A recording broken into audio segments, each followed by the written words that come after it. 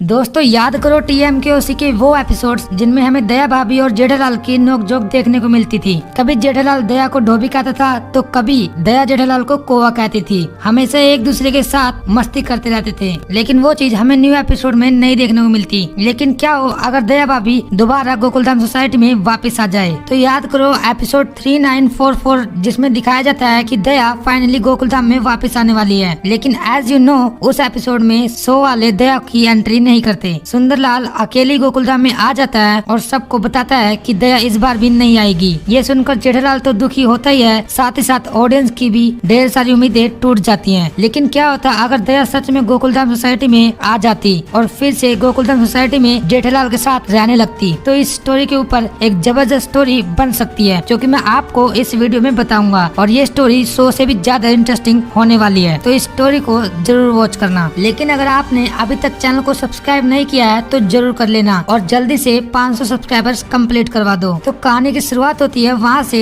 जब सुंदरलाल जेठालाल के पास फोन करता है और दिवाली पर दया की आने की खुशखबरी सुनाता है। ये बात सुनकर जेठालाल बहुत खुश हो जाता है और ये बात सभी सोसाइटी वालों को बताता है। सोसाइटी वाले भी दया की वापस आने की खबर सुनकर खुश हो जाते हैं। लेकिन तभी जेठालाल को शक होता है कि कहीं सुंदरलाल मजाक तो नहीं कर रहा, इसलिए वो फिर से सुंदरलाल के पास फोन करता है और उससे वचन लेता है ताकि वो दया को सोसाइटी में जरूर लेकर आए। अब इसके बाद जेठालाल को रात भर नींद नहीं आती क्योंकि वो बहुत ही खुश होता है। अगले दिन सुबह हो जाती है और गोकुलधाम में सभी लोग बहुत खुश होते हैं क्योंकि आज दिवाली भी होती है और दया भाभी की एंट्री भी होने वाली होती है। दूसरी ओर जेठालाल भी बहुत हैप्पी होता है। सोसाइटी में पहुंचने के बाद जेठालाल सबको बताता है कि दया 10 मिनट में आने वाली है। सभी लोग दया के स्वागत में खड़े हो जाते हैं और तभी सफेद कलर की कार सोसाइटी में एंटर करती है और उस कार में से सुंदरलाल बाहर निकलता है। जेठालाल आज इतना खुश होता है कि वो सुंदरलाल को सबसे पहले गले मिलता है और उससे प्यार से बातें करने लगता है और उसके टैक्सी के पैसे भी बिना कहे दे देता है। अब जेठालाल जैसे ही कार का दरवाजा खोलता है तो उसमें से कोई भी बाहर नहीं निकलता सिवाय बका के, क्योंकि सुंदरलाल दया को साथ में नहीं लाया होता है और जेठालाल का वचन भी तोड़ देता है। उसके बाद जेठालाल जोर जोर से चिल्लाने लगता है और तभी वो नींद से जाग जाता है। उसे पता चलता है कि वो जो कुछ भी देख रहा था वो सब सपना होता है। इस सपने के बाद जेठालाल पूरे दिन टेंशन में रहता है कहीं उसका सपना सच ना हो जाए इसलिए। और उसके बाद रात हो जाती है और सभी लोग बहुत ही एक्साइटेड होते हैं क्योंकि दया आज गोकुलधाम में आने वाली होती है। लेकिन जेठालाल अभी भी बहुत ही टेंशन में होता है क्योंकि सपने में उसने जो देखा